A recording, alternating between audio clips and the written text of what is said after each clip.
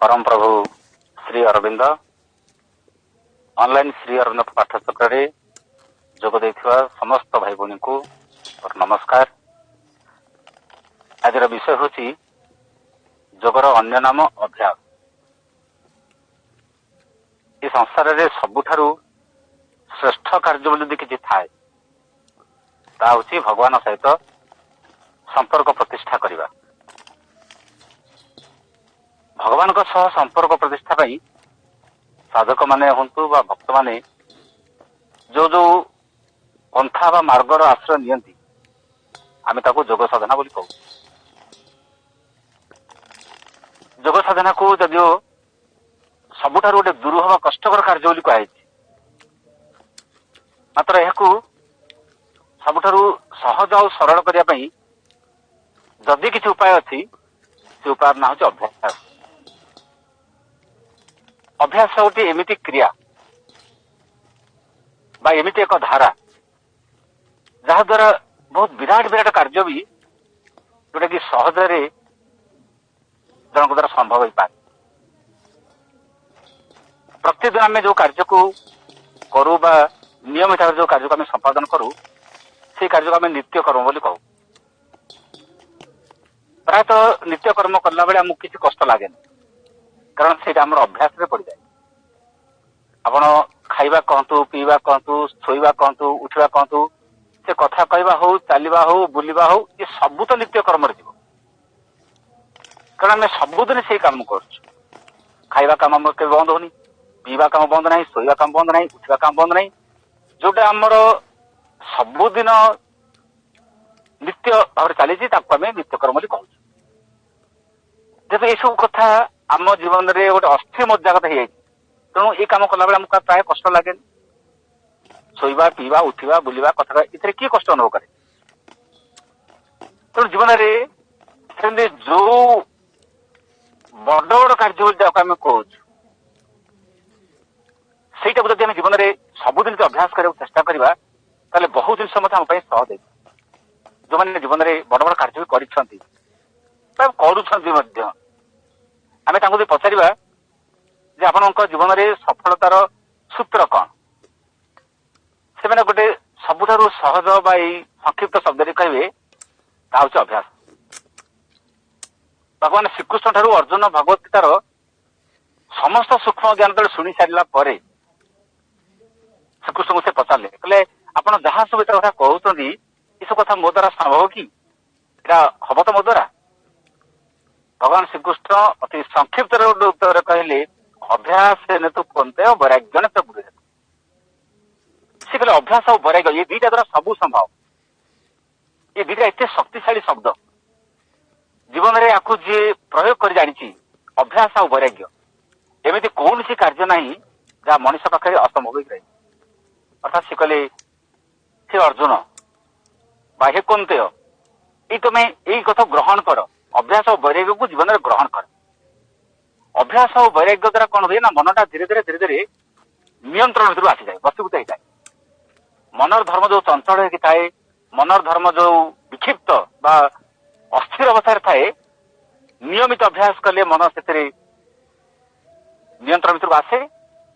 आ वैराग्य कहले जिते कम आवश्यकता भितर जड़े चली पारे ताले मन कहीं विभिन्न जिनस को आशा करिवो ये दुईटा जिन से कहले अभ्यास और वैराग्य। पुणी आ गोटे जगह भगवान श्रीकृष्ण भी अर्जुन कहते अभ्यास जोगजुक्त न चेतसा नान्यगामिना परमं पुरुष दिव्यम जाति पार्थानुचिंतन। अभ्यास जोगजुक्त न से कहले अभ्यास द्वारा ही जड़े जोगरे युक्त हो पार जोग मान ही अभ्यास। जदि जड़े साधक जोगजुक्त चाहूँगी अभ्यास अनिर्वार्य चेतसा नान्यगामिना चेतना को नान्यगामिना कहले न अन्यगामिना आउ कुआड़ को जब चेतना को नवा जड़े चाहू ना ताले जड़े भगवान को दिगरे जड़े अभ्यास कर भगवान को दिगरे जावाई जहाँ आपको साहाय्य कर कार्य आप अभ्यास कर से प्रार्थना हो से ध्यान हो से पुस्तक पठन हो से आलोचना हो जहाँ आपको भगवान दिगरे साहाय्य कर कार्य को अभ्यास कर। परमं पुरुष दिव्यम जाति पार्थानुचिंतन से कहले पार्थ परम पुरुष को भगवान को चिंता करिकी तमे सबुदिन ये गोटे नित्य निरंतर अभ्यास कार्य जोगजुक्त हो। आम जो श्री अरुणकर जोग सम्मान बही को पाठ करती आम देख से प्रथम अध्याय गोटे सुंदर वाक्य को सी रचना करते वाक्य को प्रायतः बहुत समय आलोचना मानक उपस्थापना कराए आत्म परिपूर्ण दिगरे गोटे विधिबद्ध प्रयास को जोग बोली कहा जाए। ये गोटे वाक्य जोग समन्वय प्रथम अध्याय वाक्य जीवन जोग अध्याय सी कहले आत्म परिपूर्ण दिगरे गोटे विधिबद्ध प्रयास को जोग बोली कहा जाए। आत्म परिपूर्णता माने कौन?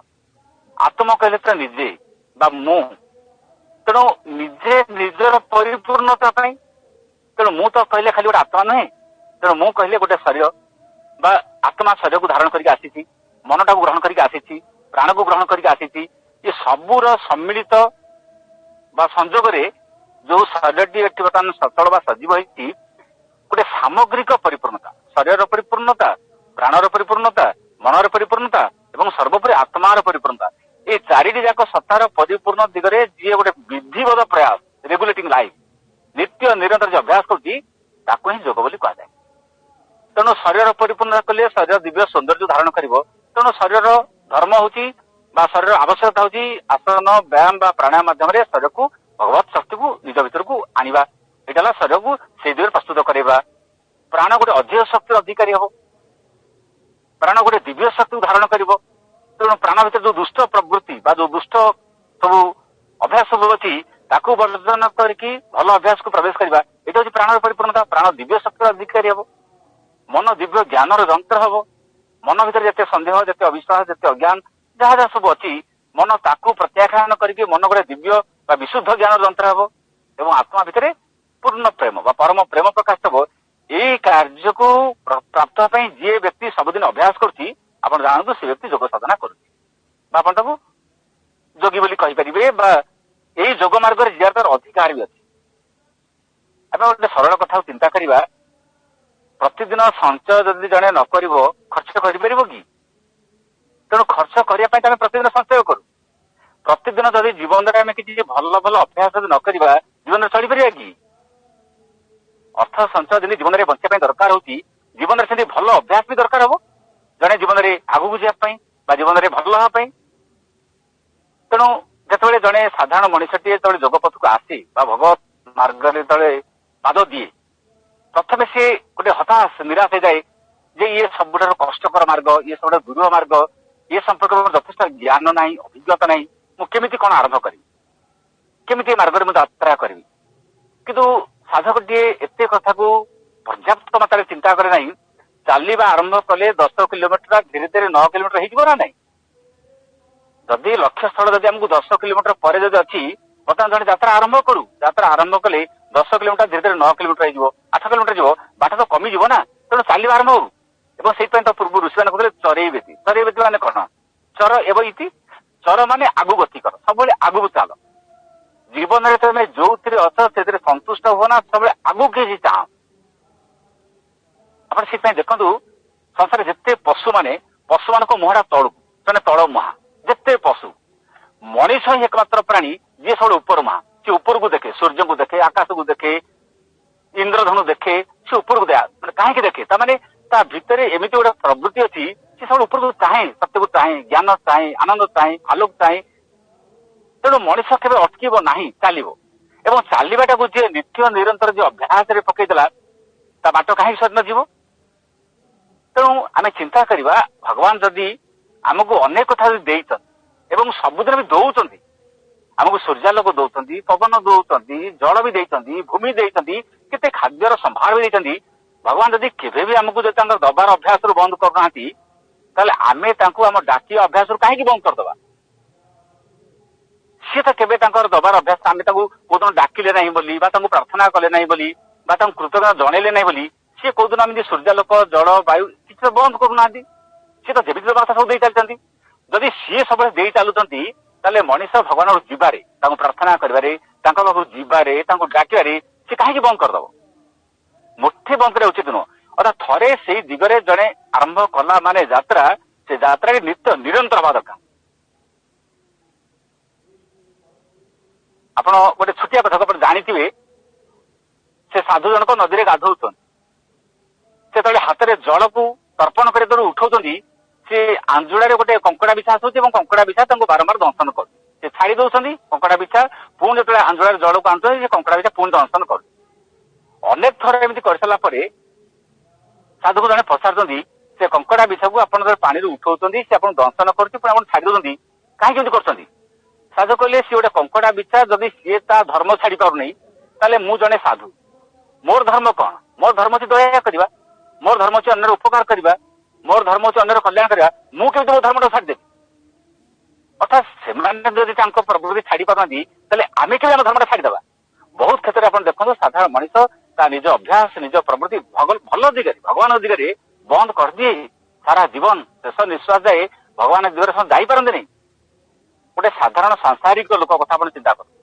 जी परिवार भीतर जीवन काटू जी जंजाल भीतर जीवन काटू संसार भीतर जी जीवन काटू मृत्यु पर्यंत आखि बंद कला जाए से घर संसार पिला छुआ धन संपत्ति जमीबाटर मोह छाड़ी पार्टी कि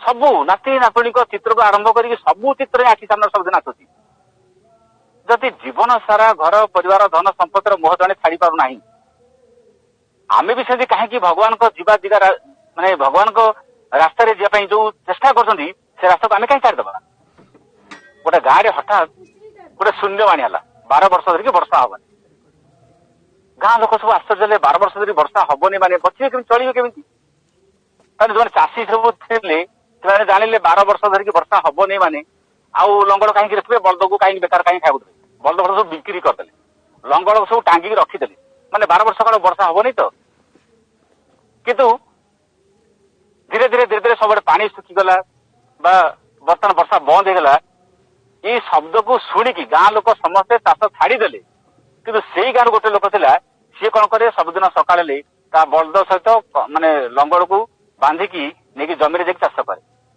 से लोक को जड़े पचारे कहले गाँ सारा सबू लोक बलद बिक्री करदे हल को माने लंगड़ को बांधिदे कारण 12 वर्ष काल वर्षा हबनी तेणु तू सबुदिन आसिक जमी हल कर चेष्टा करूँ कौन फसल किसी हम शुखिलाटे पड़िया जमी कौन ये हम एवं पड़िया जमी चाष लाभटा कौन से चाषी कहूँ 12 वर्ष धरिकी वर्षा हबनी शून्यवाणी तो अच्छा 12 वर्ष पर वर्षा हम ना ना शून्यवाणी जब 12 वर्ष धरिकी वर्षा हम 12 वर्ष पर वर्षा हम अच्छा 12 वर्ष काल जब चाष करवा ना जमी को हल नबार ना जमी को जीवा नहीं कम करवा नहीं अभ्यास छाड़ीज कि नहीं आउ 12 वर्ष धरिक अभ्यास छाड़ीगला जब वर्षा हम तुम अभ्यास थी कि हल कर जमी परिश्रम कर खटी पार तेणु 12 वर्ष वर्षा जब हम तो मोर अभ्यास था 12 वर्ष पर हम ये कथा कहला से मेघ देवता उपर शुणुली सी कहले 12 वर्ष पर वर्षा जो हम बोली आजिकल अभ्यास छाड़ी जाऊली जदि से हल कर मुझे 12 वर्ष वर्षा हेबी ना 12 वर्ष पर मुझे वर्षा हेबी मोर अभ्यास तो अत सांगे सांगे वर्षा मेघ जदि 12 वर्ष काल बंद हो जाऊला हम जब मुझे अभ्यास छाड़देवी कहीं ये हूँ गोटे जीवन में संकल्प ये कथाटी गोटे शिक्षा तेणु आम साधारण भाव में जीवन में बहुत कथा को जीवन में ग्रहण करती किसी दिन करते बंद कर दिखती जोग साधना आज करवा काली बंद करदे सेमती जिन नुह थे जीवन में संकल्प नेला लिखते चिरंतन बारी थे तुम ये मार्ग में आसला आसिया पूर्व बारंबार चिंता कर मु ए मार्ग में जीवी कि ना जीवाई मोर संकल्प प्रस्तुत होती कि ना मत डाकरा मिली कि ना शेष जाए चली पारि कि ना बारंबार चिंता कर आउ जदि ये मार्ग में पाद देल आसीगल ताले कुंथु कुंथु हवा छाड़ी दियो ताने ये मार्ग में तुम लंफ दवा तेणु व्यक्ति जो यही भाव चिंता करे ये मार्ग में जाए जो प्रयास करे ता भितर जी विरोध करवा जी मना करे सी तार निम्न प्रकृति निम्न प्रवृत्ति किंतु जदि संकल्प जदि से थी से अभ्यास कहीं बंद कर जितेबाला गोटे समय कहीं मन कर आप कौटी नी जदि हठात गोटे विपद आसीगला चारिपट आप कई ना हठात जब विपद आसीगला आम डाकू ना हे प्रभु रक्षा कर विपद आसे आम डाकू हे प्रभु रक्षा कर अरे यही अभ्यास जब मूल रही जाता केमी हाँ आम विपद में पड़े कहूँ माँ रक्षा कर प्रभु रक्षा कर ये अभ्यास जब मूल रही जाता केमी जाता माने भलरे मंदरे विपद संपद सब जब आम अभ्यास को बजाय रखते ताले ये विपद बा ये असुविधा आम विपद असुविधा ना कि गोटे अलग प्रकार भी हाँ आज राति पाइले मन कर सकाल है क्षणी आम जब कहींपारते जे माँ ये आज जो दिन टी तुम कृपार गोटे उपहार स्वरूप मत मिली এইটা তো शुद्ध भक्ति आउ कौन राति पाइले भोर हेले बा सकाळ हेले जदि जड़े खाली कही पारुछि जे आज दिनटा माँ तुम कृपारू मते उपहार स्वरूप मिली ए दिवस तुम कृपा जो आज प्राप्त होगा जाऊँगी यह द्वारा ही जड़े धीरे धीरे कृतज्ञ ही शिखता एवं भगवान सहित मत गोटे निष्ठा भाव में जोगयुक्त आहरी चेष्टा भी करता जो व्यक्ति 30-40 वर्ष हेलानी जदि नियमित जदि आश्रम जाऊँ प्रति दर्शन जदि माँ को से प्रणाम कर सुजोग पाऊँ प्रतिदिन सकाळ हेले मन करंतु जदि आपण जाई समाधि प्रणाम करछंती कि सबुदिन सावित्री पढ़ुछंती माँ बही पढ़ुछंती ध्यान प्रार्थना पढ़ुछंती श्वेतगला पढ़ुछंती बा भगवत गीता पढ़ुछंती एटा कोन गोटे साधना नुहे सबुदिन समाधि को जीवा ध्यान करवा बा सावित्री पढ़ा दुर्गास्तर पढ़ा माँ बही पढ़ा एटा गोटे साधना कि नुहे एटा भी गोटे साधना एटा कम किसी नुह आ यही अभ्यास को बजाय रखा ये गोटे सबुठ गोटे बृहत्तर कथा माने ठीक समय शोवा ठीक समय उठा ठीक समय खाद्य ग्रहण करवा ठीक समय शारीरिक शिक्षा अभ्यास करवा यहाँ कौन कम बड़ कथा नियमित अभ्यास रे जने से निष्ठापर न होते यही कार्य जन कर वर्ष वर्ष जन कर तेणु जोग साधना कहले कौन कि जोग साधना कहले माँ कहले गोटे निरवच्छिन्न प्रयास आपण आदर्श शिशु बहिर जो शेष आड़ चैत्य शिक्षा आम जब पढ़ू आप देखिए से चैत्य शिक्षा माँ गोटे वाक्य लिखली यही निरवच्छिन्न प्रयास करू करू दिने तुम भीतर द्वारा हठात खोल निरवच्छिन्न प्रयास कौन अभ्यास ना कौन से निरवच्छिन्न प्रयास माने आप मानसिक दिगरे प्राण स्तर में शारीरिक स्तर में आत्मार स्तर में जब आप सबुदिन अभ्यास कर हठात दिन तुम भीतर द्वारा खोल केत खोल कौ समय खोल निर्दिष्ट कहुए आप अंधार राति दी आसिली घसुए घसुए घसुए जदि जलीगला घर आलुआ घसु था केत जल किए जानी तेणु जीवन में सबुदिन चेष्टा कर बही पढ़ुं प्रार्थना कर डाकुंट जप कर कौ दिन कृपा हम आसो कि से कह हठात तुम भीतर द्वारा खोल तुम्हें देख ज्योतिर एक अपूर्व उद्भास भितर कहीं क्यों अनादि अनंत काल रही अनंत काल जाए रही ये माँ निर्भर प्रतिश्रुति जो व्यक्ति जो साधक निरंतर चेष्टा कर लगी रही से केवे विफल हेनी आप जानतु गोटे गोटे इटा को जोड़ीदे गोटे कांथ हो जाऊँ से कांथ पर विराट विराट अट्टालिका छिड़ा होती कि ना तेणु गोटे इटार भी मूल्य अच्छी ना नहीं गोटे एक संख्या जदि गोटे इटा बाद करदे से जगह खंडिया हो खाल हो गोटे इटा रही पारनी तेणु आप जहाँ संख्या एक बोली कहते तार मूल्य के चिंता कर धरतु गोटे संख्या 100 से 100 संख्या एक कमेदेले अनेशत हो जाऊँ ना नहीं तमें गोटे 3 अंक विशिष्ट संख्या को एक कमीगले 2 अंक विशिष्ट संख्या होगा एक संख्यार मूल्य केते बढ़ी जाऊँगी एक संख्या मिसी गले से 3 अंक विशिष्ट होगा यही विषय देखा आम जीवन प्रति सेकेंड प्रति मिनिट प्रति घंटा प्रति दिन तार मूल्य अच्छी कि ना माने जीवन जो सुच अट्टालिकाटी जोड़ा छिड़ा हम माने जीवन जो मूल्यवान जहाँ को आम कहूँ विराट सौध छिड़ा हम क्या बड़ छिड़ा हम भल अभ्यास द्वारा जी आज जीवन में साधना दिगरे बहुत आगे अच्छा जो साधक मैंने जो जोगी मैंने आप पचारे आपण इतने साधनार शीर्ष सपन जाऊँ जीवन चर्चा आप कौन थे देख जीवन चर्चा कौन गोटे भल अभ्यास को बजाय रखापी कष्ट भी से कर बिना कष्ट जड़े कई जड़े लोक भल हो दृष्टांत क्या पाखे अच्छी गोटे पिलाटे बिना चेष्टा परीक्षा फास्ट क्लास पाऊँगी सेमती कौ पिलाटे अच्छी आउ जी परीक्षा फास्ट क्लास पाऊँगी से केते परिश्रम करके चेष्टा करके अध्यवस्था कर पिला को पचारे कह ना से छात्र न पचार उत्तर केमी मिल से जो साधक जड़े जीवन में शीर्ष सपन जाऊँगी जीवन में किसी उपलब्धि अनुभव आणुची ताको पचार सी के चेष्टा कर अध्यवस्था लगी रही के अभ्यास कर तेणु जीवन में गोटाए दिन में कई बुद्ध होना कई विवेकानंद होना कई शंकर होना कहीं भी होना तेणु जीवनटा ही गोटे साधना ये समुदाय जीवन आम दिखाई आम पढ़े कौन जोग समान प्रथम धारे समग्र जीवन ही जोग तेणु समुदाय जीवनटा जोग समुदाय जीवन जोग माने आप कथा कथा भी जोग हम आपंकर सबकि खाइबा शोइबा उठा बुलवा चलवा आहार विहार सबू भगवत गीतार लिखाई आहार विहार जड़े जोग अंतर्भुक्त हो पार तेणु जदि समुदाय जीवन जोग ताले यही जोग जीवन में सबुठ बड़ जहाँ आमको साहय कर अभ्यास और अभ्यास को जोग बोली भगवान श्रीकृष्ण भी भगवत गीतार कहते श्री अरविंद गीता निबंधन आलोचना भी कर ଲେଖା ହେଇଛି ଅଥ ଚିତଂ ସମାଧାତୁ ନ ଶକ୍ନୋସି ମଇ ସ୍ଥିରମ୍ ଅଭ୍ୟାସ ଯୋଗେନ ତତ୍ତ୍ୱ ମାପି ଛାପ୍ତୁ ଧନଞ୍ଜୟ। ସେ କହିଲେ ଅଥ ଚିତଂ ସମାଧାତୁ ନ ଶକ୍ନୋସି ମଇ ସ୍ଥିରମ୍। ଭଗବାନ କହୁଛନ୍ତି ତମେ ଯଦି ମୋ ଠାରେ ମନକୁ ସ୍ଥିର ଭାବରେ ରଖିପାରୁନାହ, ଯଦି ଅସମର୍ଥ ହଉଛ, ଅଭ୍ୟାସ ଯୋଗେନ, ଯୋଗ ସାଧନା ହଉଛି ଅଭ୍ୟାସ, ଅଭ୍ୟାସ ଦ୍ଵାରା ଯୋଗଯୁକ୍ତ ହୁଅ ତତ୍ତ୍ୱ ମାପି ଛାପ୍ତୁମ୍ ଧନଞ୍ଜୟ। ଏ ଧନଞ୍ଜୟ ବା ହେ ଅର୍ଜୁନ, ତମେ ଅଭ୍ୟାସ ରୂପୀ ଯୋଗ ଦ୍ଵାରା ମତେ ପାଇବାକୁ ଇଚ୍ଛା କର ବା ବାରମ୍ବାର ଜୀବନର ଅଭ୍ୟାସ କର। ଆଉ ଭଗବାନଙ୍କୁ ପାଇବା ପାଇଁ ଭଗବାନଙ୍କ ନାମକୁ ଜପ କରିବା, ତାଙ୍କ ଗୁଣ ଶ୍ରବଣ କରିବା, କୀର୍ତ୍ତନ କରିବା, ମନନ କରିବା, ଭଜନ କରିବା, ଏ ସବୁ ତ ହିଁ ଅଭ୍ୟାସରେ ଯିବ।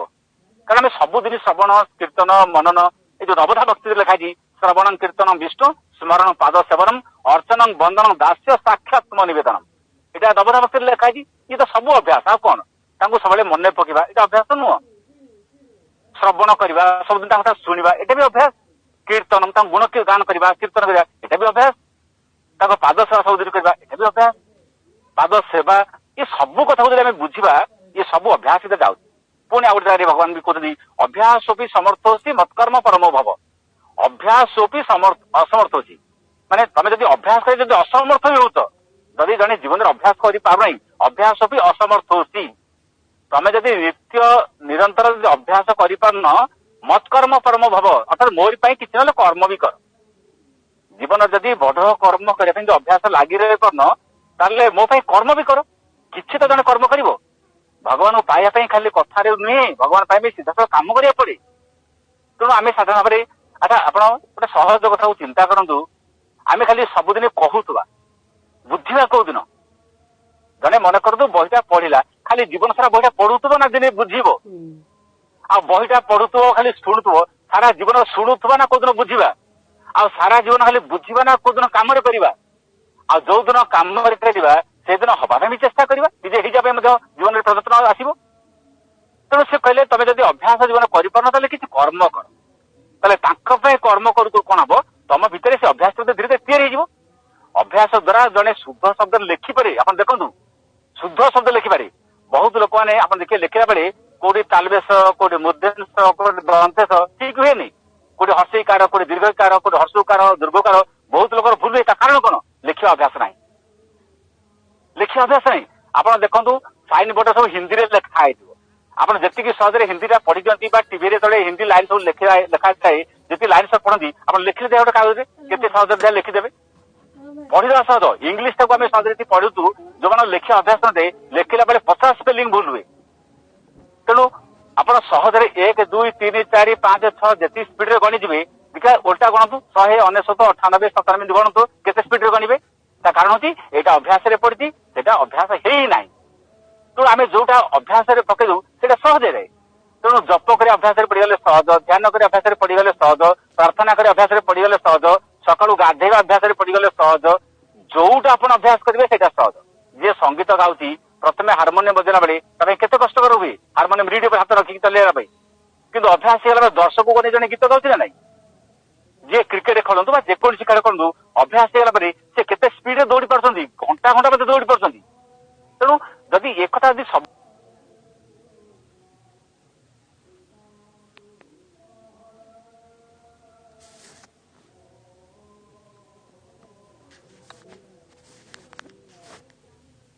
ସୁ ଅଭ୍ୟାସକୁ ଯଦି ପ୍ରୟୋଗ କରୁନାହିଁ, ତାହେଲେ ଖରାପ ଅଭ୍ୟାସକୁ ମଧ୍ୟ ସେ ଶ୍ରେଷ୍ଠ ବୋଲି କହିବ ନା ନାହିଁ? ଯିଏ ଯୋଉ ଅଭ୍ୟାସ ଭିତରେ ଅଛି ତାକୁ ଯେତେ ଆପଣ କହିଲେ ସେ ଛାଡି ଦେଇପାରିବ? ଛାଡୁଛନ୍ତି? ଯୋଉମାନେ ପାନ ଖାଉଛନ୍ତି, ବିଡି ଖାଉଛନ୍ତି, ସିଗାରେଟ ଖାଉଛନ୍ତି, ବା ଯାହା ଯାହା ସବୁ ଅଭ୍ୟାସ ଅଛି, ସହଜେ ଛାଡି ହଉଛି? ଛାଡି ହବ ନାହିଁ। ଯଦି ସାଧାରଣ ଛୋଟିଆ ଅଭ୍ୟାସ, ବାବା ଜୀବନ ତାଙ୍କ ବହି ଲେଖିଛନ୍ତି ତାହା ବି ସ୍ୱାସ୍ଥ୍ୟ ପାଇଁ କ୍ଷତିକାରକ। ଛାତ୍ର ଜୀବନ ଉନ୍ନତର ମାର୍ଗ ବହିରେ ପଢୁ, ତାହା ବି ସ୍ୱାସ୍ଥ୍ୟ ପାଇଁ କ୍ଷତିକାରକ। ଆଜିକାଲି ପାଠ ଚକ୍ର ମାନଙ୍କର ମଧ୍ୟ ଚା ବି ବଣ୍ଟା ହଉଛି। ପାଠର ଚାଲିଥିବ, ଆଲୋଚନା ଚାଲିଥିବ, ତା ମଧ୍ୟରେ ଚା ବି ଦିଆହଉଛି। କିନ୍ତୁ ବହିରେ ଲେଖା ଚାହା ବି ସ୍ୱାସ୍ଥ୍ୟ ପକ୍ଷେ କ୍ଷତିକାରକ। ଆଉ ମା ବି ତ କହିଲେ ସ୍ଲୋ ପଏଜନ ବୋଲି କହିଲେ, ସେ ଚାହା କହନ୍ତୁ କଫି କହନ୍ତୁ, ଦିଟା ମଧ୍ୟ ସନ୍ତରଣଶୀଳ ବିଷ ବୋଲି କହିଲେ। ତେଣୁ ଏଇ ଛୋଟିଆ ଛୋଟିଆ ଅଭ୍ୟାସ ଆମେ ବି ଦେଖିଛୁ, ଆପଣ ବି ଦେଖିଥିବେ। ବହୁତ ଲୋକମାନେ ଆଶ୍ରମକୁ ଯାଆନ୍ତି, ପଣ୍ଡିତ ଯାଆନ୍ତି, ସକାଳୁ ସକାଳୁ ଚାହା ପିଇବା ଯୋଉ ଟିକେ ଅଭ୍ୟାସ ଥାଏ, 1 କିଲୋମିଟର 2 କିଲୋମିଟର ସମାଧିକୁ ନ ଯାଇକି ଚାହା ପଛରେ ଗୋଳେଇଥାଏ ନା ନାହିଁ? ତାମାନେ ସେ ଅଭ୍ୟାସ ଟାଣି ନେଉଛି କି ନାହିଁ? ତେଣୁ ଆମେ ଏମିତି ବେଳେ ବେଳେ ମଧ୍ୟ ଅଭ୍ୟାସର ଦାସ ହେଇଯାଉ। ତେଣୁ ଭଲ ଅଭ୍ୟାସଟେ ଯଦି ଜଣେ ରଖିଛି, ଜୀବନ ଆଗକୁ ଯିବ, ଫୁଲ ଭଳିଆ ଫୁଟିବ। ଯଦି ଜଣେ ଖରାପ ଅଭ୍ୟାସର ଶିକାର ହେଉଛି, जीवन भितर कष्ट दुख को आनिब गोटे केउटुणी से कौन करे तार सुखुआ नहीं जाए विभिन्न गाँ मान को बिक्री करे दिने गाँव में सुखुआ बिक्री कर सारिकी से फेरुची खरा बेल बहुत थकी जाइए रास्तार देखला गोटे साइड गोटे मंदिर अच्छी तेणु गेट पाखे गेट बाहर से सुखुआ पाछिया रखीदेला भाई मंदिर बारना शोब टे विश्राम नब आ क्रांति भेटिगला पुणी बाहर की उठिक चलीज जहाँकि जमी मंदिर बारना लुगा कांटा पकई शोची 10-15 मिनट जाइनी खाली अणनिश्वास लगला कहला गोटे कौन एमती गोटे गंध होची माने मंदिर भितर धूप चंदन अगुरु कर्पूर ये जो बासना गंधेला से बासना शोई पारा ना ये केउटुन ना धूप चंदन मल्ली पद्म ये बासना क्यों शोब से बासना शोई पारानी बाहर को पलि आसला गछ मूले से सुखुआ पाछिया को मुंड तले देदेला मुंडा को रखीदेला आराम रे घुमुड़ी मारी सबुदिन जी सुखुआ बिकुची से फुल बासना निद हम ये हूँ अभ्यास तेणु मनीष जो भल अभ्यास पड़ जाए भल अभ्यास को जन जीवन में ग्रहण करे जो खराब अभ्यास जो मनीष तार शिकार जाए से खराब अभ्यास को श्रेष्ठ बोली भी कहे जीवन में सु अभ्यास नथिले कु अभ्यास आम सब आपणार हो जाए आप भावतु पानी जिते सफा था जदि ग्लास टा परिष्कार नहीं से पानी पी हम पानी निर्मल किंतु ग्लास टा कादुआ लगे ग्लास टा पंख लगे आप से पानी पीबे समुदाय से ग्लास टा परित्यक्त हम कि ना आम कहीं पीऊना मनीष से बाहर को जिते सभ्य शिक्षित जमी देखा जाऊ जदि पाखे किसी भल गुण ना जीवन किसी भल अभ्यास कर ना से पदवी से योग्यता कौन मूल्य अच्छी जीवन में जन किसी भल अभ्यास करना गोटे भल आचरण करना जिते पदवी जिते योग्यता थिले कौन लाभ कौन मूल्य अच्छी आम कहीं देखो बजार बगीचार आम कई घास लगाते समस्त आम बगीचार फूल गछ लगाते कि घास तो मन को उठे ना कि घास उठिले घास उपाड़ा काम आमर आम घास लगाती नहीं कि आम घास उपाड़ा जीवन बगीचा ठीक से कि घास थे उपाड़ी देले बारंबार बारंबार उठ तेणु सब चाषी बगीचा सफा रखे जमी को परिष्कार परिच्छन्न करे जीवन में देखु आम भल गुण चेष्टा करुले जीवन में प्रवेश करने मंद गुण भी आसे कारण भल आ मंद ये दीटार समाहार हूँ मनीष संसार कहीं जन भी मनीष कहीपर ना जे मु संपूर्ण भल आ संसार जन भी कहीं कहीपर नहीं जे मु समुदाय खराब तमाने भल आ मंद यहाँ मिशामिशी हूँ गोटे मनीष तेणु जहाँ मंद गुण कम बा खराब गुण कम आ भल गुण बेसी आम से व्यक्ति महापुरुष महात्मा बोली कहूँ तेणु आम जहाँ को महात्मा महापुरुष कहले पाखे किसी मंद गुण भी थी ना ना आप चिंता करूँ थे माँ चंपलाल कहले कहले मु तो 10 गुण खराब थी चंपलाल माँ कहले माँ यहाँ मिछ कथा आपण निजे दिव्यदान नहीं कि मिछ कहते माँ कहले विश्वास कर मु सत्य कहूँ मु तो भी 10 गुण खराब थी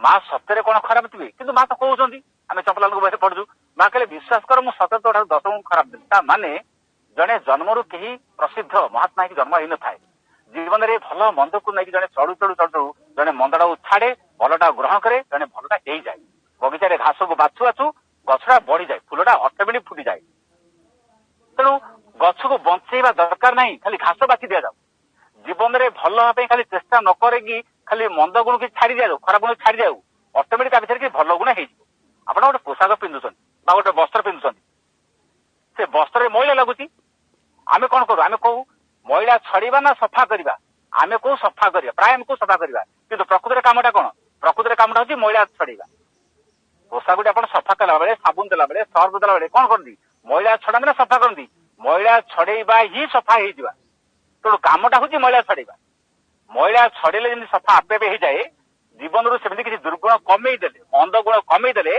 जीवन में भल मनीष आपे हो जाए तेणु भल गुण चिंता न करी जड़े खराब गुण छाड़देले धीरे धीरे भल हो सार्टा जमी धीरे धीरे आपे मली हो जाए आम सफा करू सफा आपे हुए नहीं जड़े सेमती खराब लोकटे आपे खराब हो जाए भल चेष्टा कर अभ्यास द्वारा हुए भलटा आपे हेनी अभ्यास करा पड़े आप चिंता करूँ घर को जहाँटा आनिले खाइले मन करूँ घर को आप आंब आनबे कि आसी घरे आंब खोजे आंब कौट मिल घर को रसगोला आनबे घरे रसगोला खोजिले रसगोला कौट मिल तेणु घर को आप जहाँ आनी खाती जीवन में जहाँ आने जीवन में से भोग करवा कि नहीं जहाँ प्रयोग करवा कि नहीं जीवन में भगवान जब आणते यही कहली घर को टीवी आनले टीवी को भोग कले भल खट आनले घरे खट उपर ମାନେ ଶୋଇଲେ ଜୀବନରେ ଘରକୁ ଯାହା ହେଲେ ତାକୁ ତ ଭୋଗ କଲେ ସେମିତି ଜୀବନ ଯଦି ଭଗବାନଙ୍କୁ ଯଦି ଆଣନ୍ତେ ତାହେଲେ ଭଗବାନଙ୍କୁ ନେଇକି ଆମେ ଭଗବାନଙ୍କୁ ପ୍ରୟୋଗ କରିକି ଭଗବାନ ହେଇଯାଆନ୍ତେ। ଏ ତ ସହଜ କଥା, ସରଳ କଥା। ଘରକୁ ସାବୁନ ଆସିଲା, ପୋଷାକ ସଫା ହେଲା ବା ପୋଷାକ ଆମେ ପରିଷ୍କାର ପରିଚ୍ଛନ୍ନ କଲେ। ଘରକୁ ଝାଡୁ ଆସିଲା, ଘର ସଫା ହେଲା। ମନକୁ ସଫା କରିବା ପାଇଁ କଣ ଆଣିବା ଦରକାର? ପୋଷାକ ସଫା ପାଇଁ ସାବୁନ ଦରକାର, ଘର ସଫା ପାଇଁ ଝାଡୁ ଦରକାର। ଆଉ ମନ ସଫା ପାଇଁ କଣ ଦରକାର? ମନ ସଫା ପାଇଁ ଯଦି ସତ୍ ଚିନ୍ତା, ସତ୍ ଭାବନା, ସତ୍ ବିଚାର ବା ସତ୍ ଶାସ୍ତ୍ର, ଏଇସବୁ ଜିନିଷ ଯଦି ଆମେ ଆଣନ୍ତେ, ଭଲ ବହି ଆଣନ୍ତେ, ଭଲ ଚିନ୍ତା ବି ମୁଣ୍ଡରେ ଆଣନ୍ତେ, ଭଲ ଭାବନା ଆଣନ୍ତେ, ତାହେଲେ ମନ ଭିତରଟା ମଧ୍ୟ ନିର୍ମଳ, ପବିତ୍ର, ପରିଷ୍କାର ହେଇଯାନ୍ତା। ତେଣୁ ଏସବୁ ଆଣିବା ବି ଆବଶ୍ୟକ। ଆଜିକାଲି ବହୁତ ଲୋକଙ୍କ ଜୀବନ ଆପଣ ଦେଖନ୍ତୁ, ଭବନ ବଡ ବଡ, ଭାବନା ବହୁତ ଛୋଟ। ଭବନ ବଡ ବଡ ମାନେ ବିରାଟ ବିରାଟ ଅଟ୍ଟାଳିକା, ବିରାଟ ବିରାଟ ମାନେ ସୁଚ ପ୍ରସାଦ, କିନ୍ତୁ ଭବନ ବଡ ହେଇଗଲେ ଭାବନା ବଡ ହେଇଯାଏ। ଭାବନାଟି ବଡ ହବା ଦରକାର। ଆଉ ଯାହା ଭିତରେ ଭାବନା ବଡ ଅଛି ସେ ଭବନ ବଡ ସାର କିଛି ସମ୍ପର୍କ ନାହିଁ। ନିଜ ଭିତରେ ଯିଏ ମହତ ଭାବନା ହେଇଯାଉଛି ତା ଜୀବନଟି ଆପେ ଆପେ ବଡ ହେଇଯିବ। ଆଜି ସଂସାରରେ ଆମେ ଦେଖୁଛୁ ଔଷଧ ସଂଖ୍ୟା କେତେ ମାତ୍ରା ବଢିଗଲାଣି, ଆଉ ରୋଗ ବି କଣ କମ ବଢିଛି କି? ବର୍ତ୍ତମାନ ସଂସାରରେ ଔଷଧ ସଂଖ୍ୟା ଯେତିକି ତା ଅନୁସାରେ ରୋଗ ବି ବଢିଗଲାଣି। ଆପଣ ଦେଖନ୍ତୁ କରୋନା ପାଇଁ ଲୋକମାନେ ଫାଷ୍ଟ ଡୋଜ ନେଲେ, ସେକେଣ୍ଡ ଡୋଜ ନେଲେ, ଥାର୍ଡ ଡୋଜ ଚାଲିଲା। ଆଚ୍ଛା ଫାଷ୍ଟ ଡୋଜରେ ରୋଗ ଭଲ ହେଲା ନାହିଁ, ସେକେଣ୍ଡ ଡୋଜରେ ରୋଗ ଭଲ ହେଲା ନାହିଁ, ଥାର୍ଡ ଡୋଜ ନେଲା ପରେ ରୋଗ ଭଲ ବୋଲି ଗ୍ୟାରେଣ୍ଟି କିଏ ସେ ଦବ? ହେଇପାରେ ରୋଗ ବି ହେଇପାରେ ଥାର୍ଡ ଡୋଜ ନେଲା ପରେ। ତା ମାନେ କଣ? ତା ମାନେ second dose, third dose, first ସବୁ ନେଲା ପରେ ରୋଗ ଭଲ ହେଲାନି, ତାମାନେ ଔଷଧର କିଛି ମୂଲ୍ୟ ନାହିଁ। ଆଉ ଯଦି ଔଷଧର ମୂଲ୍ୟ ଅଛି ତାହେଲେ ପୁଣି ରୋଗ ହଉଛି କାହିଁକି? ପୁଣି ମେଡିସିନ ବାହାରୁଛି କାହିଁକି? ତାହେଲେ ଯୋଉ ମେଡିସିନ ଦିଆଯାଇଥିଲା ସେ ମେଡିସିନ କାମ କଣ ହେଲା? ତାମାନେ ଔଷଧ ଦ୍ୱାରା ରୋଗ ଭଲ ହବ ନାହିଁ, ଆଉ କିଛି ଉପାୟ ଦରକାର।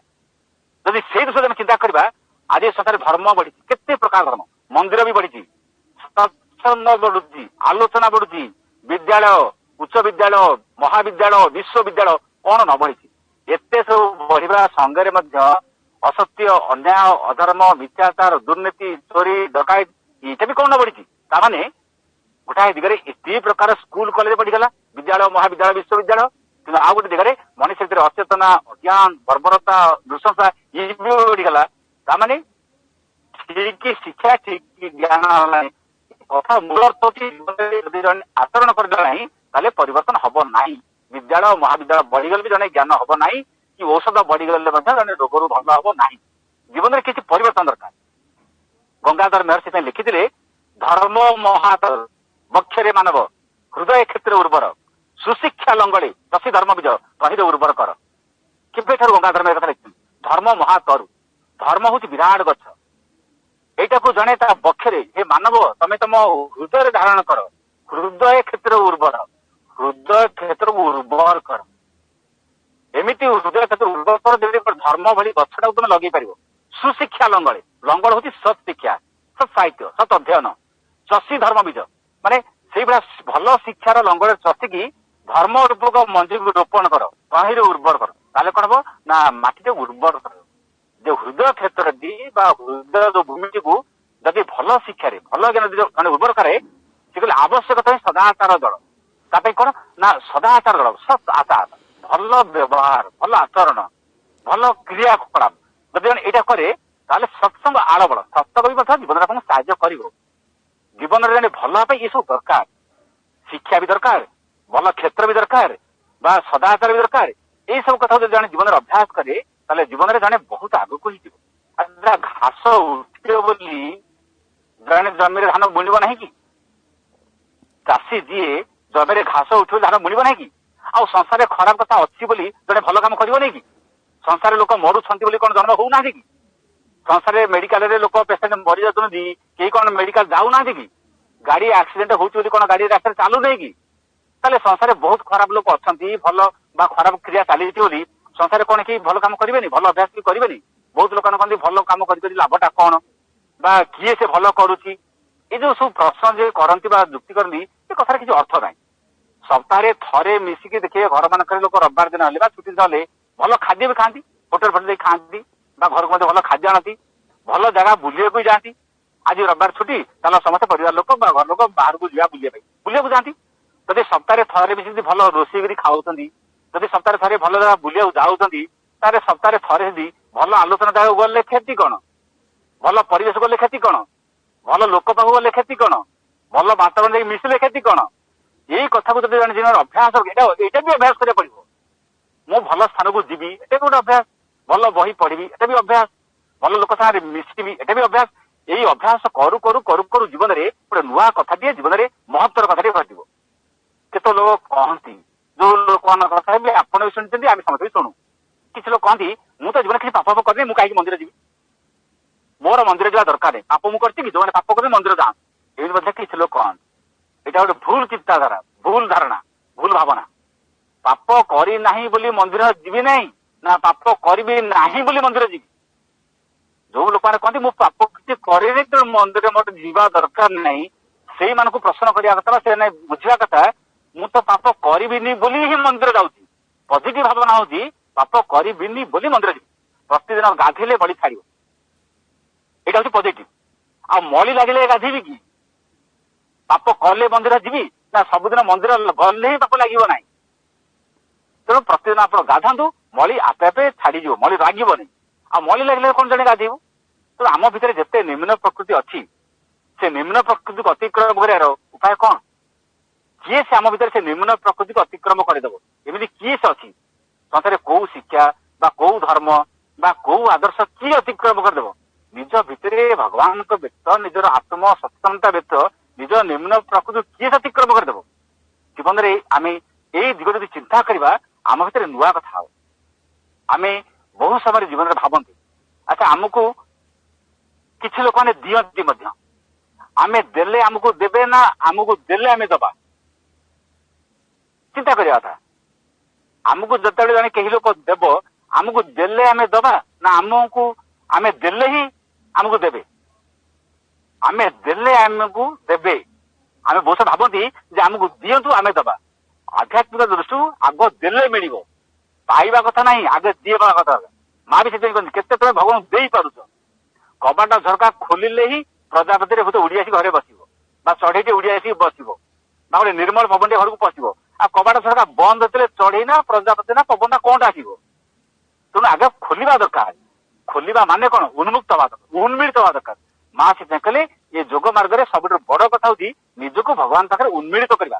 ଉନ୍ମିଳିତ ମାନେ ଖୋଲିବା, ମନ ତାଙ୍କ ପ୍ରତି ଖୋଲି ଧରିବା, ପ୍ରାଣକୁ ତାଙ୍କ ପ୍ରତି ଖୋଲି ଧରିବା, ଚେତନା ତାଙ୍କ ପ୍ରତି ଖୋଲି ଧରିବା, ଭାବନାରେ ତାଙ୍କୁ ଆଣିବା।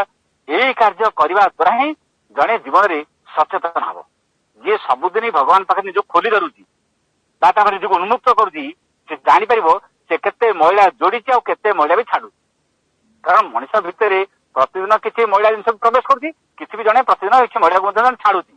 ଯିଏ ଭଗବାନ ପାଖରେ ସଚେତନରେ ବସିବ ଜାଣିପାରିବ ମୋ ଭିତରେ ପ୍ରତିଦିନ କେତେ ମଇଳା କଥା ପ୍ରବେଶ କରୁଛି ଆଉ ମୁଁ ମଧ୍ୟ କେତେ ଛାଡୁଛି।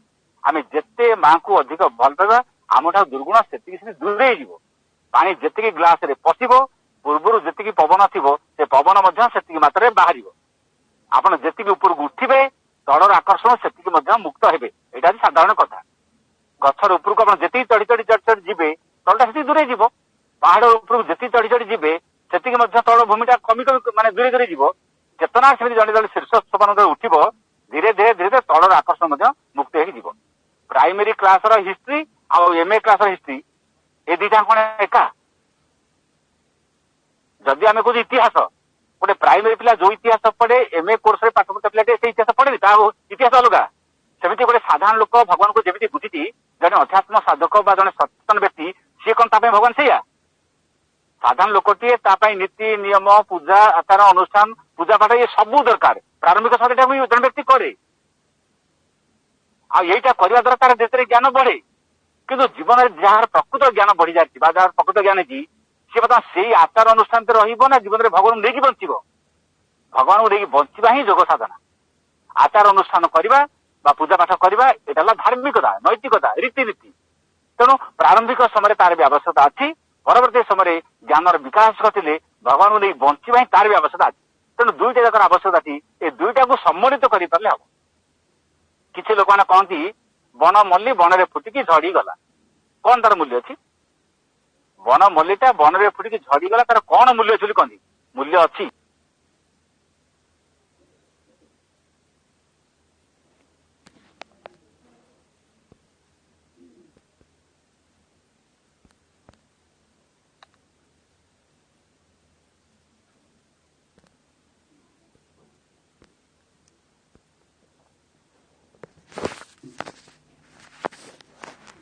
ଭଲ କାମ କରିଛି ବା ମହତ୍ତର କାର୍ଯ୍ୟ କରିଛି ସେ କାର୍ଯ୍ୟ ଦିନେ ସାରା ସଂସାର ଜାଣିବ।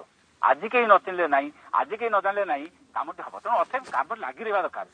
ଆପଣ ଯେତେବେଳେ ଶିକ୍ଷା ବହି ଆପଣ ପଢିବେ ଦେଖିବେ ମା ଶାରୀରିକ ଶିକ୍ଷା ସମ୍ପର୍କରେ ଆଲୋଚନା କରିଛନ୍ତି। ମାନେ ଅଭ୍ୟାସ ହିଁ ଜୀବନରେ କେତେ ବଡ ଆମକୁ ସାହାଯ୍ୟ କରାଏ, କେତେ ବଡ ସାହାଯ୍ୟ କରାଏ।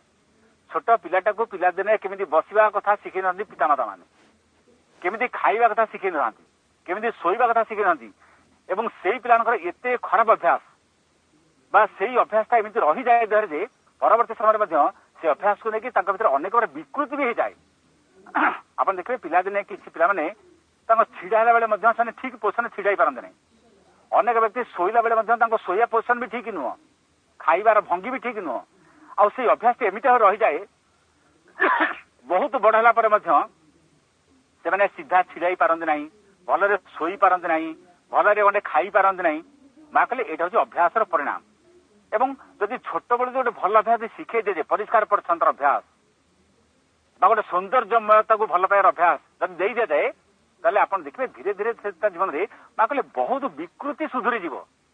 ଜୀବନରେ ଏପରି ଶାରୀରିକ ରୋଗ, ଶାରୀରିକ ଅବସ୍ଥା ବହୁତ ଜିନିଷ ମଣିଷ ସୁଧୁରିଯିବ ଯୋଉଟା କି ସାଧାରଣ ଲୋକମାନେ ଆମେ ଏତେ ଗୁରୁତ୍ୱ ଦିଅନ୍ତି ନାହିଁ ବା ଚିନ୍ତା କରନ୍ତି ନାହିଁ। ଏବଂ ଅନେକ ସମୟରେ କୁହାଯାଇଛି ଅଭ୍ୟାସ ଦୂରତିକ୍ରମ।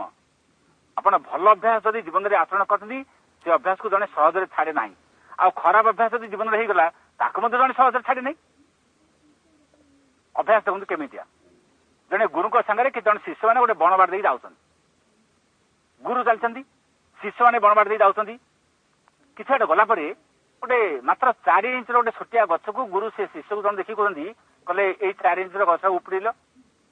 ସେ ଶିଷ୍ୟ କଣ କଲା, ତା 2 ଆଙ୍ଗୁଠିରେ ଧରିକି ତା ମୂଳକୁ ଟାଣିଦେଲା, ଗଛଟା ସାଙ୍ଗେ ସାଙ୍ଗେ ଉଠିଦେଲା। ପୁଣି ଟିକେ ବାଟ ଗଲା ପରେ ଗୋଟେ ଗଛ ମାତ୍ର ଫୁଟେ କି 1.5 ଫୁଟ ଉଚ୍ଚା ହେଇଛି। ବର୍ତ୍ତମାନ ଗୁରୁ କହିଲେ ଆଚ୍ଛା ଏଇ ଗଛରେ ଉପୁଡ଼ିଲ। ଆଉ ଜଣେ ଶିଷ୍ୟ କଣ କଲେ, ସେଇ ଗଛକୁ 2 ହାତ ଧରିକି ଟାଣିଲେ, ତାପରେ ଯାଇକି ଗଛ ଉପୁଡ଼ିଲା। ଆଉ ଟିକେ ବାଟ ଗଲା ପରେ ଗୋଟେ ବିରାଟ ଗଛ, ଗୋଟେ ଶାଳ ଗଛକୁ ଧରି କହିଲେ ଏଇ ଗଛରେ ଉପୁଡ଼ିଲ। ସବୁ ଶିଷ୍ୟମାନେ ଚେଷ୍ଟା କଲେ ମଧ୍ୟ ଗଛ ଶୁଣିଲା ନାହିଁ ବା ଉପୁଡ଼ିଲା ନାହିଁ। ଗୁରୁ ପଚାରିଲେ, କହିଲେ ଖରାପ ଅଭ୍ୟାସ ଏମିତିଆ। ଖରାପ ଅଭ୍ୟାସ ଏମିତି ମାନେ ମନେ କରନ୍ତୁ ଆଜି ଗୋଟେ ଖରାପ ଅଭ୍ୟାସ ଆସିଲା, ଆପଣ ଆଜି ଚାହିଁଲେ ଯଦି ଛାଡ଼ିଦେବେ ତାହେଲେ ଛାଡ଼ି ହେଇଯିବ। ଛୋଟିଆ ଗଛକୁ ଆଜି ଯଦି ଉପୁଡ଼ି ଦେବେ ଉପୁଡ଼ି ହେଇଯିବ। ମାସେ ଯଦି ଗଛ ରହିଛି ଫୁଟିକିଆ ଗଛ, ତାକୁ 2 ହାତ ଟାଣି ଉପୁଡ଼ି ଦେବେ। କିନ୍ତୁ ଯଦି ସେଇ ଅଭ୍ୟାସ ଯଦି ବର୍ଷ ବର୍ଷ ଯଦି ରହିଗଲା, 20 ବର୍ଷ 30 ବର୍ଷ 40 ବର୍ଷ ରହିଗଲା, ତାପରେ ଆଉ ସହଜରେ ଉଠେ ନାହିଁ। ତାପରେ ଗୋଟେ ବଡ କୁରାହାଡି ଦରକାର। ସେ ଗଛକୁ ଉପୁଡ଼ିବା ପାଇଁ ଯେମିତି କୁରାହାଡି ଦରକାର, ଜେସି ମେସିନ୍ ଦରକାର, ସେମିତି ମଣିଷ ଭିତରେ ଯଦି ଅଭ୍ୟାସ ଯଦି ଖରାପ ଅଭ୍ୟାସ ଯଦି ମାନେ ଅସ୍ଥି ମଜ୍ଜାଗତ ଯଦି ହେଇଗଲା, ଯଦି ତା ଭିତରେ ବଦ୍ଧମୂଳ ହେଇଗଲା, ଆଉ ସହଜରେ ଛାଡି ହୁଏ ନାହିଁ। ଏବଂ ସେଥିପାଇଁ ମା କହିଲେ ଗୋଟେ ଦୃଢ ମନୋବଳ ଦରକାର। ଆଉ ଦୃଢ ମନୋବଳ ନଥିଲେ ସେ ଖରାପ ଅଭ୍ୟାସ କିଏ ସେ ଛାଡେ? ଆପଣ ଦେଖିଥିବେ ଯେତେବେଳେ ହାତୀକୁ ପୋଷା ମନାଯାଏ, ଛୋଟ ହାତୀକୁ ତଳେ ଲୋକମାନେ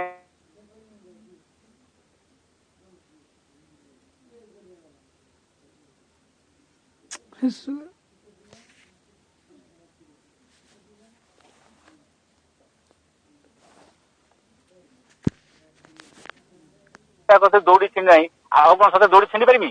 ଏଇଟା ଗୋଟେ ଏମିତି ଅଭ୍ୟାସରେ ପରିଣତ ହେଇଯାଏ, ହାତୀ ଭଳି ଜନ୍ତୁ ଗୋଟେ ଦୌଡ଼ି ଦ୍ୱାରା ବନ୍ଧିକି ଯାଏ, ଆଉ ଚେଷ୍ଟା କଲେ ବି ଛିଣ୍ଡି ପାରେ ନାହିଁ। ଇଏ ହଉଛି ଅଭ୍ୟାସର ଦେଖନ୍ତୁ କେତେ ବଡ ପ୍ରଭାବ ଜୀବନରେ। ଥରେ ଯଦି ଆପଣ ଗୋଟେ ଭଲ ଅଭ୍ୟାସରେ ପଡିଯାଇଛନ୍ତି, ସେ ଭଲ ଅଭ୍ୟାସ ଏବଂ ସାରା ଜୀବନ ନବ। କିଛି ଲୋକମାନେ ସବୁଦିନ ଖବରକାଗଜ ନ ପଢିଲେ ତାଙ୍କୁ ଭଲ ଲାଗେ ନାହିଁ। କିଛି ଲୋକ ସବୁଦିନ ଧ୍ୟାନ ନ କଲେ ତାଙ୍କୁ ଭଲ ଲାଗେ ନାହିଁ। କିଛି ଲୋକ ସବୁଦିନ ପ୍ରାର୍ଥନା ନ କଲେ ଭଲ ଲାଗେନି। କିଛି ଲୋକ ସବୁଦିନ କଳି ଝଗଡ଼ା ନ କଲେ ଭଲ ଲାଗେନି। ଟିଭି ନ ଦେଖିଲେ ଭଲ ଲାଗେନି। ଏମିତି ବି ଲୋକ ଅଛନ୍ତି ନା ନାହିଁ? ଆପଣ ଦେଖନ୍ତୁ ଅବଦୁଲ କାଲାମ ଗୋଟେ ତାଙ୍କ ବହିରେ ଗୋଟେ ବଢିଆ କଥା ଲେଖିଛନ୍ତି। ସେ କହୁଛନ୍ତି ଚଢେଇଟିଏ କିଛି ପୋକମାନଙ୍କୁ ତା ଜୀବନ କାଳ ଭିତରେ ଖାଏ ଏବଂ ସେ ପୋକମାନଙ୍କୁ ଖାଇକି ବଞ୍ଚେ। କିନ୍ତୁ ଚଢେଇଟି ମରିଗଲା ପରେ ସେଇ ପୋକମାନେ ତାକୁ ଖାଇଦିଅନ୍ତି। ଯୋଉ ଚଢେଇଟି ଜୀବନ କାଳ ଭିତରେ ଶହ ଶହ ହଜାର ହଜାର ପୋକ ଖାଇ ବଞ୍ଚିଥାଏ, ସେ ଚଢେଇଟି ମରିଗଲା ପରେ ସେ ପୋକମାନେ ତାକୁ ଖାଇଦିଅନ୍ତି ନାହିଁ। ମଣିଷ ଜୀବନ କାଳ ଭିତରେ କେତେ ଅଭ୍ୟାସ କରି ବଢୁଥାଏ। ସେ ଭଲ ଅଭ୍ୟାସ କରି ବଢୁଥାଏ, ଯିଏ ବି ଖରାପ ଅଭ୍ୟାସ କରିଥାଏ।